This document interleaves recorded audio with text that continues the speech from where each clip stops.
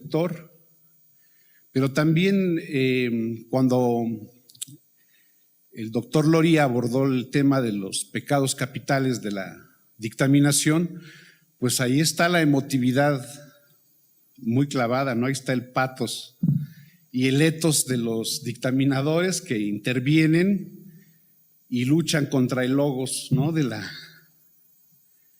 del discurso científico. Estas tres categorías, ethos, patos, logos, pues son categorías que vienen del IV siglo antes de Cristo. En la retórica de Aristóteles, Aristóteles dice que todo discurso, o más bien los discursos retóricos, tienen estas tres formas de persuasión, o deben contener estas tres formas de persuasión. El ethos, que es el prestigio del orador, sus costumbres, dice él, es decir, todo lo que hizo antes el orador, ¿no? El logos, que es el conocimiento que se va a transmitir, que se va a enseñar, que se va a mostrar, y el patos, que son las emociones que el orador debe mover en el público para persuadirlos de ese logos. Entonces son tres formas discursivas que prevalecen, o no discursivas, de argumentación, que prevalecen a veces unas más que otras, ¿no?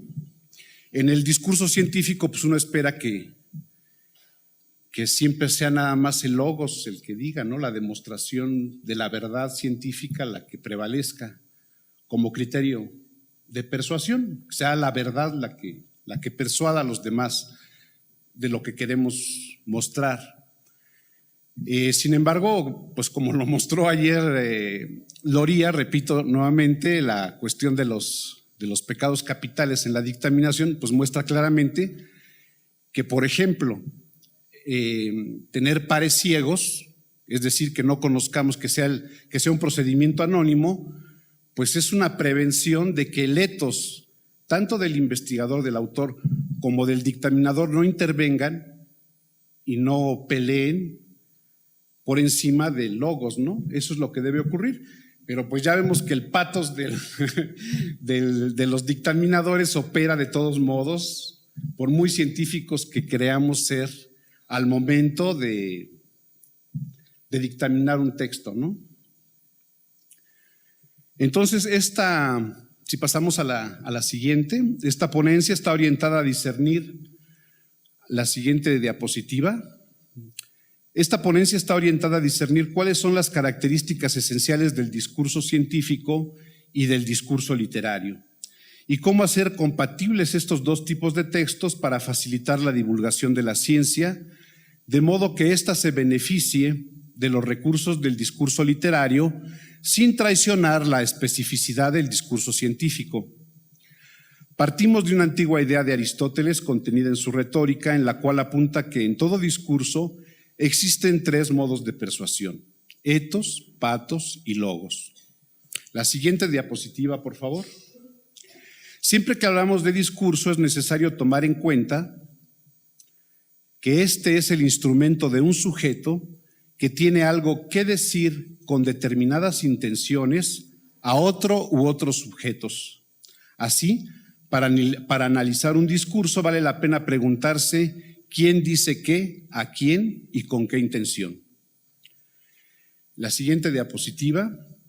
En la difusión científica, un investigador hace uso del discurso oral o escrito para comunicar a sus colegas los resultados de su labor con la intención de que éstos conozcan esos resultados y, de ser posible, validen ese conocimiento o logos citándolo en sus propios trabajos de investigación, es decir, incorporándolo en el corpus de la ciencia. Al conseguir esto último, el investigador no solo contribuye a acrecentar el conocimiento científico de la realidad, sino que se va ganando un prestigio, al que en términos de retórica se le denomina ethos. Este prestigio puede traducirse en mayor posibilidad de obtener recursos y poder. Lo hemos dicho, ¿no? O sea, cuando nuestras publicaciones entran en un índice que nos da un prestigio, pues hay más posibilidades de negociar más recursos, más atención con nuestras autoridades universitarias. En el discurso literario, en cambio, el sujeto que genera un discurso puede tener una gran diversidad de intenciones. Sin embargo, la literatura exige la condición sustancial de generar una experiencia estética en el público al que va dirigido. Así, mientras el discurso científico está orientado a la difusión de logos, el literario está más orientado a conmover, es decir, a persuadir mediante el etos del escritor y el patos de la experiencia estética, cabe decir, mediante las emociones. La siguiente diapositiva, por favor. En el discurso científico destaca por sobre todo la función referencial, es decir, se refiere siempre el discurso a un objeto de estudio construido a partir de la realidad. En cambio, el discurso literario tiene una función poética, pues está orientado al lenguaje mismo y forma parte de una tradición, por lo cual puede caracterizarse como un discurso autorreferencial. Según Leonard Bloomfield, las características del discurso científico son la brevedad, la precisión de las respuestas que genera, la eficacia con que cumple su función comunicativa y su tendencia a expresarse por escrito. Todas ellas son necesarias porque el alcance, dice él, y la exactitud de la predicción científica son atributos que exceden cualquier destreza cotidiana.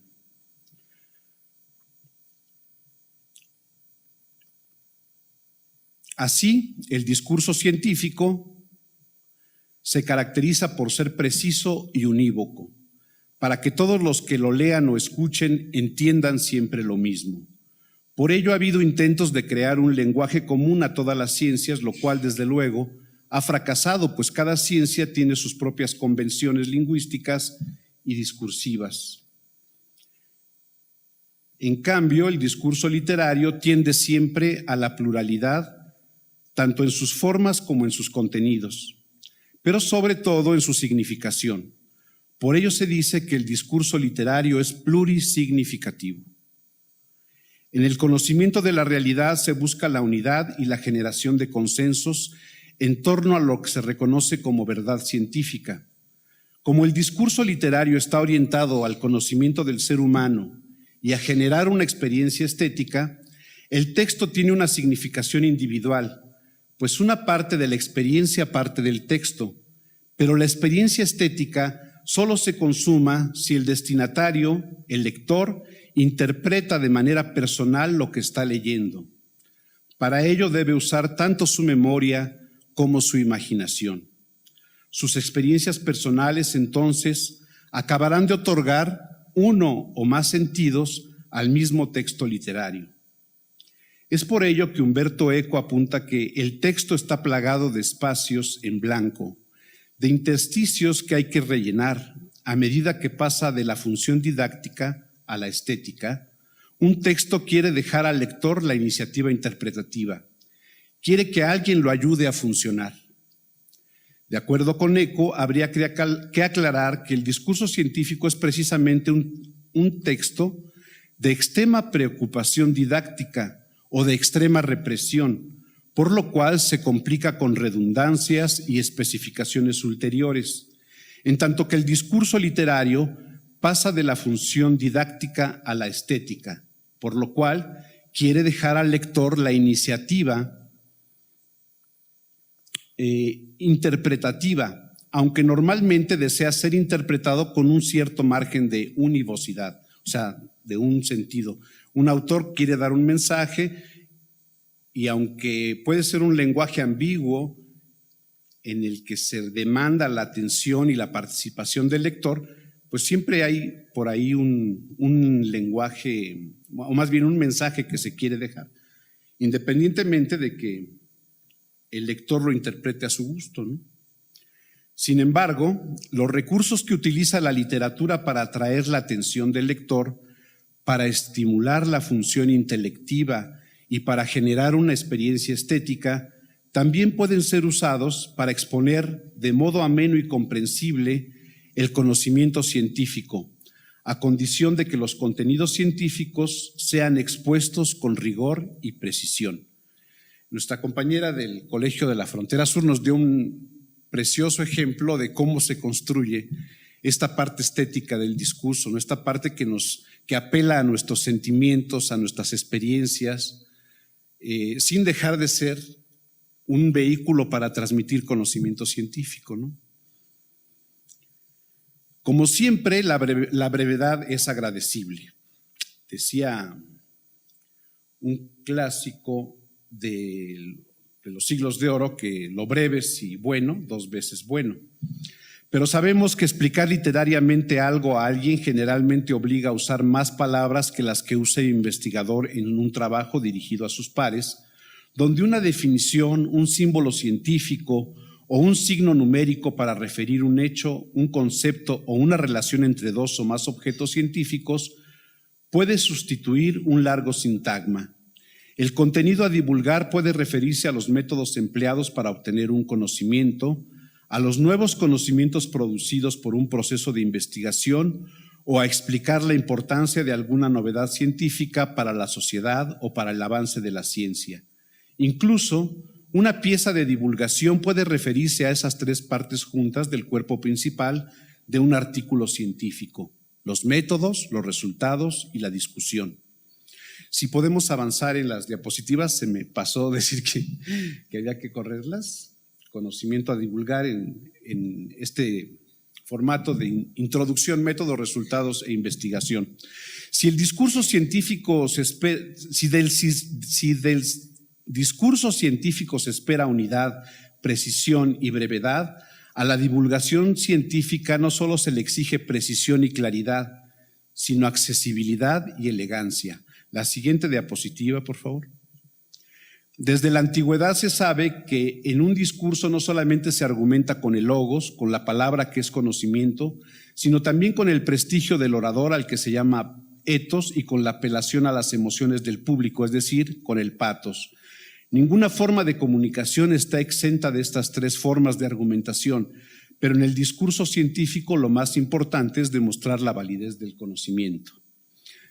Pasamos a la siguiente diapositiva.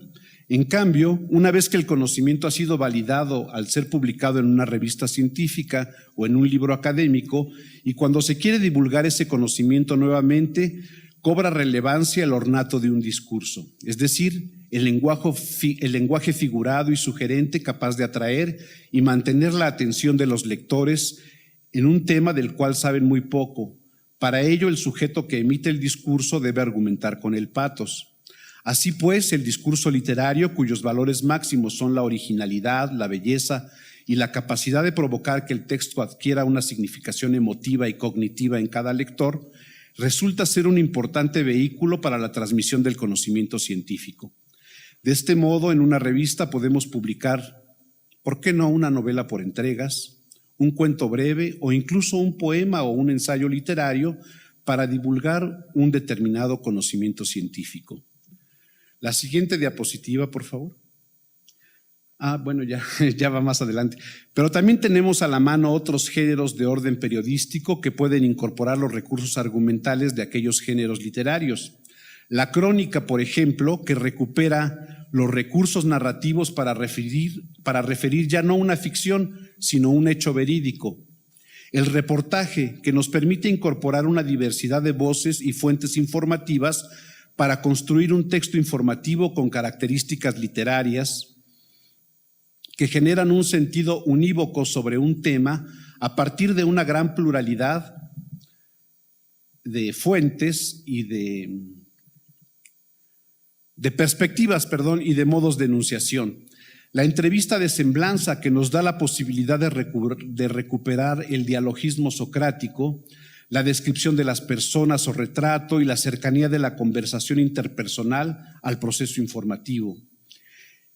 El descubrimiento nuevo, el artículo de fondo nos daría la posibilidad de explicar la importancia de un descubrimiento nuevo, incorporando de manera clara y amena los apartados de discusión de los artículos científicos, Incluso, y con la intención de generar diversos niveles y una pluralidad de niveles de lectura, podemos incluir notas informativas que son pequeños reportes de hechos ocurridos, donde el máximo valor es la novedad. Asimismo, es posible abreviar hasta llegar a las notas breves, las numeralias o los aforismos, todo lo cual nos permite dotar a la revista impresa de una gran diversidad de contenidos y géneros expositivos que demandarían diversos grados de atención por parte del lector. Hasta aquí he estado pensando solamente en una revista impresa. La divulgación del conocimiento científico en revistas electrónicas nos plantea un reto adicional. La promoción de todos los diversos textos a los que nos hemos referido debe concentrarse quizás en un sintagma que no rebase los 140 caracteres de un tuit, o tiene que ser representada con una imagen lo suficientemente poderosa como para llamar la atención de los asiduos a las redes sociales como Pinterest, Facebook o Elo, o bien tiene que ser traducida a un meme o a un GIF. En fin, habrá que buscar la manera de atraer la atención de los lectores hacia los contenidos de la revista usando una metadivulgación científica. Hasta ahí.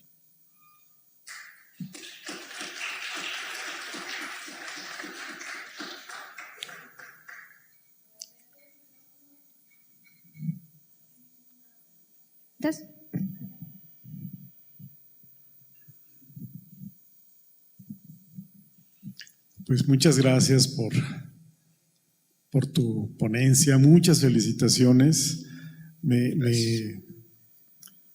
Pues me gusta muchísimo, ¿no? La referencia inicial a Aristóteles, al discurso. Además, en un recinto como el Carolino, ¿no? Durante muchos siglos, claro, Aristóteles fue estudiado, pero además aplicar la semiótica, la hermenéutica, conceptos de la semiótica, de la hermenéutica, de la lingüística en tu cita, Danjik, me parece que es de lo más atinado para poder ubicarnos en lo que es un discurso escrito. Y que el discurso escrito, bueno, puede ser impreso o digital, ¿no? Puede tener diversas modalidades, pero me parece que aquí nos entra en la esencia de lo que han sido las revistas desde los tiempos clásicos y que muy bien continúan, ¿no? Con muchos de los ejemplos de revistas que aquí tenemos, ¿no? El discurso estético, por ejemplo, que puede haber en las fotografías que acompañen a ciertos artículos, o la parte audiovisual como complemento a ese discurso escrito, pero sí, siempre siendo la base, la médula, ¿no? Que alimenta lo más fuerte del discurso. Gracias por esta ponencia. No, gracias a ustedes.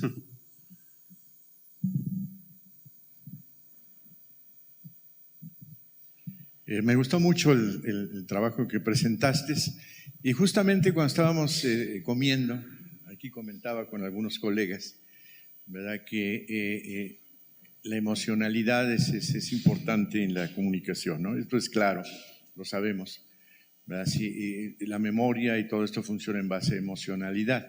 Alguien decía en algún momento, seguramente cuando se murió Kennedy, lo que recordamos exactamente lo que estábamos haciendo, porque de alguna forma nos movió la noticia. En cambio, lo que pasó después, pues a lo mejor ya se nos había olvidado, o se nos ha olvidado lo que pasó un día antes, ¿no? Hay mucho de esto, ¿no? Ahora, aquí el asunto es de que, lo que comentábamos es de que la emocionalidad obviamente pues abusa el ingenio, abusa la memoria y todo. Entonces, en ese sentido, el texto escrito versus el texto o la palabra hablada tiene desventajas. El escritor escribe y escribe una sola vez. El orador, ¿verdad? Como decía esta persona, que no quiero ni decir el nombre porque me van a tachar de no sé qué, ¿verdad? Pero decía el texto, bueno, Hitler lo decía, ¿verdad? El orador tiene una ventaja sobre el escritor. El orador percibe, y ahí está, ¿verdad? La emoción, ¿verdad? De la gente, percibe la emoción, percibe el efecto que sus palabras hacen, ¿verdad? Sobre el público, y puede repetir el discurso una y otra vez de acuerdo a la retroalimentación que tiene de la audiencia. El escritor, y ahí viene el problema de la revista y el problema de la palabra escrita, solo tiene una oportunidad. Entonces, para ser exitoso, entonces, pues tenemos que ser lo más cuidadoso para llegar, ¿verdad?, al oyente, saber cuál es su nivel de lenguaje, saber cuál es, y ahí viene el interés del público al que se dirige esto, ser claro, ser preciso, y por qué no, darle belleza para que se mueva también esta gente y la palabra llegue realmente a donde tenga que llegar, ¿verdad?, a ese lector, ¿verdad?, y que ese lector pueda recibir el mensaje y asimilarlo. Sí, tiene razón Hitler. De hecho, hay un concepto en retórica que se llama aptum o decoro, que es un concepto que atraviesa, es transversal, atraviesa los tres modos de argumentación a los que me he referido, que consiste en adaptar el discurso a la audiencia en el momento y en la circunstancia en la que está ocurriendo el discurso. Eso no lo puede hacer el discurso escrito. El discurso escrito ya está hecho, pero tiene una ventaja el discurso escrito sobre el discurso hablado, que cuenta con la complicidad del lector y la participación activa del lector, porque el lector puede regresarse a volver a leer un párrafo que no entendió y en el discurso hablado no. Entonces, digamos que el lector o el receptor del discurso tiene ciertas ventajas por sobre el orador en el discurso escrito. Las lecturas de un texto poético o de un texto literario pueden ser infinitas las interpretaciones. De hecho, ese es uno de los postulados de la hermenéutica. Uno puede hoy en día hacer un artículo original sobre la Ilíada, y la Ilíada es el texto clásico más antiguo que conocemos, ¿no? Y puede ser distinto a todas las anteriores lecturas. Se tendrá que nutrir de otras lecturas previas, pero la interpretación de un texto de la Biblia, por ejemplo, o incluso de una ley, ¿no?, todo lo que es el proceso hermenéutico, pues puede tener infinitas lecturas, tan distintas como sean las experiencias individuales de la persona que lo está leyendo. Entonces, eso pues enriquece mucho nuestra tarea como estudiosos de los textos, bueno, quienes provenimos de las humanidades.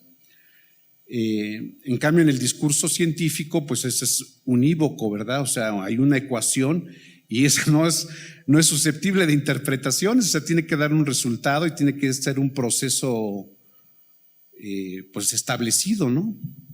Sí, pero sí que todo mundo, y que además precisamente por eso reconocemos que algo funciona en la realidad, porque siempre que se aplica funciona de la misma manera el conocimiento científico, o se busca que así sea, ¿no? Se tiende a que así sea, no siempre se consigue.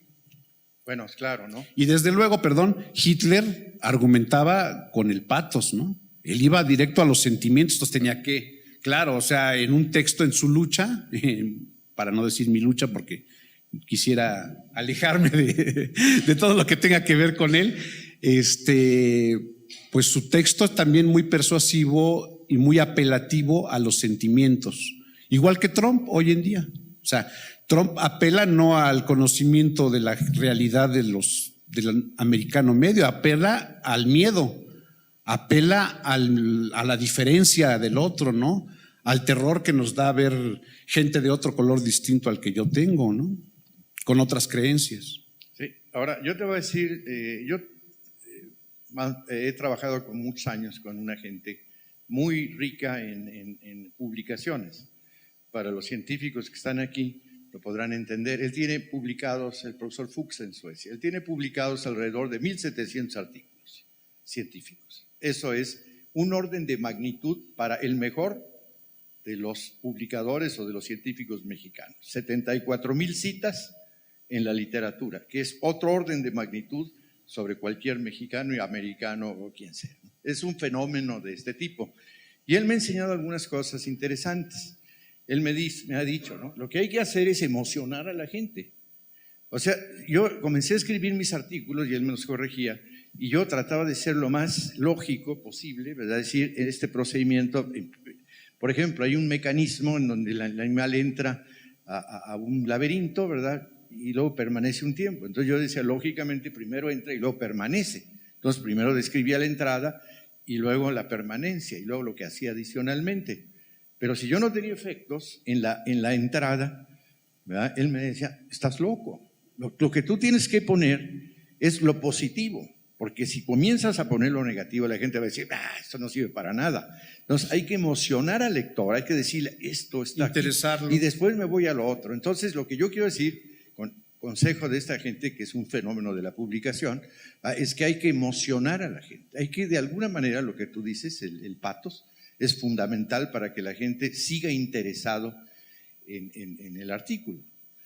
Tú tienes que hacer ¿cómo se llama? Bueno, ya se me olvidó el español, statement, una declaración que mueva para que la gente siga. Si no lo haces, ya decir, no tiene pierde importancia. interés. Es como también el orador. Para que la gente se quede y no se vaya al café más cercano, pues tiene que decir algo fuerte que diga, caray, me voy a esperar a ver qué va a decir, ¿verdad? Pero entonces hay que generar esa emoción que es difícil, pero ya hay que tratar de hacerlo, ¿no? Yo creo que es un buen punto, ¿no? Para la divulgación. Generar interés para que la gente siga. Allá atrás levantaron la mano. Bueno, me lo acaban de decir. Vas a tener que hacer un show para que no nos durmamos. Antes de que iniciara ¿no? No nos dormimos para nada, gracias. No, bueno, otra manera de decirlo que no es desde luego tan precisa, académica como la tuya, cosa que aprecio, pues digo, hay que seducir al público, ¿no? Sergio Regules, que es el coordinador científico de Cómo Ves, tiene un curso muy bonito que se llama el Kama Sutra de la divulgación de la ciencia y es exitosísimo. Claro. Pero a lo que quisiera referirme es que esto tiene que ver evidentemente con las formas narrativas, ¿no? Y no es que necesariamente tengas que contar una historia de ficción. No. Y de hecho yo creo que es muy difícil comunicar ciencia a través de historias de ficción hechas deliberadamente para comunicar ciencia, porque acaban siendo un calzador, ¿no? A nosotros nos han llegado cantidad de artículos que pretenden ser cuentos donde el protagonista suele ser un maestro o maestra que es una gente padrísima, alivianadísimo con los estudiantes, y unos estudiantes que todo el día piensan en aprender, ¿no? Pues no son cuentos, para nada son cuentos y son muy aburridos, pero sí hay maneras de construir historias sobre ciencia que apelen a las emociones. Y yo creo que un elemento fundamental de eso, y bueno, eso lo doy en unos cursitos, es el suspenso, ¿no? Es apelar al suspenso, es guardarte el resultado y es hablar del obstáculo, ¿no? La historia funciona cuando hay alguien o alguienes que buscan algo y se le oponen una serie de obstáculos para conseguir eso, y esa es la tensión de la historia. Y bueno, al final a veces consiguen sobreponerse a los obstáculos y a veces no. Y de todos modos sigue siendo una historia y puede ser perfectamente realista y factual, ¿no? Y eso es lo que hace todo el periodismo narrativo que inventaron gentes como Hemingway, como Tom Wolfe. Y yo creo que se aprovecha muy poco eso en la divulgación, porque yo creo que mucho tiempo los divulgadores estuvimos más preocupados por la claridad al exponer los conceptos científicos que por preocuparnos de que esa claridad tenía que venir en un relato que fuera sumamente atractivo. Y al final el atractivo mayor de los relatos no solo está en descubrir toda búsqueda científica es una aventura, y es una aventura que va a enfrentar numerosísimos obstáculos, pero es una aventura que emprenden personas, ¿no? Y las historias que nos gustan, sobre todo, son las historias de otras personas. Por eso no puede tolerar las telenovelas más malas y los churros cinematográficos más horribles, porque uno quiere saber qué pasó, ¿no? En el nivel más básico, porque eso me produce emociones, ¿no? Y creo que hay otra emoción que es fundamental, cuando cuentas bien la historia, y es quizá la más gratificante en nuestra labor, que es esa sensación de que ya entendí algo, ¿no? De que por fin comprendí algo. Así es. El placer de conocer, y esa es incomparable, ¿no? Es única en su tipo, digamos, no hay otra. Y quizá nuestro trabajo tiene que ser eso, centrarnos en llegar ahí, dando toda la información, pero en formas narrativas que verdaderamente creen esa empatía, ¿no? Y nos creen ese interés por saber qué pasó. Porque al final de cuentas a mí me da mucha risa cuando la gente me dice, es que hay que humanizar la ciencia. Les digo, ¿y tú que conoces a alguien que haga ciencia que no sea un ser humano? O sea, ¿conoces un bonobo, conoces un escarabajo que haga ciencia? O sea, el arte y la ciencia son actividades humanas por excelencia, ¿no? No hay ninguna otra criatura que las haga, ¿no? Y somos como el título de un libro muy bonito que se llama Somos el único animal que cuenta historias, ¿no? Y bueno, ya hay muchas teorías desde la biología evolutiva, por qué contamos historias, por qué nos gustan, por qué respondemos a las historias. Pero aprovechándome de tu exposición tan bonita, pues yo invitaría aquí a todos mis colegas a que tratáramos de contar más historias, a estructurar historias, narraciones que sean emocionantes, que tengan suspenso, y que no traicionen desde luego la parte científica. Al final divulgar, como decía Luis Estrada, es mucho recrear la experiencia del quehacer científico para el que no lo hace, y muchísima de la literatura es eso, ¿no? Es recrear lo que no podemos vivir nosotros directamente, ¿no? ¿Alguien más? ¿Alguien más?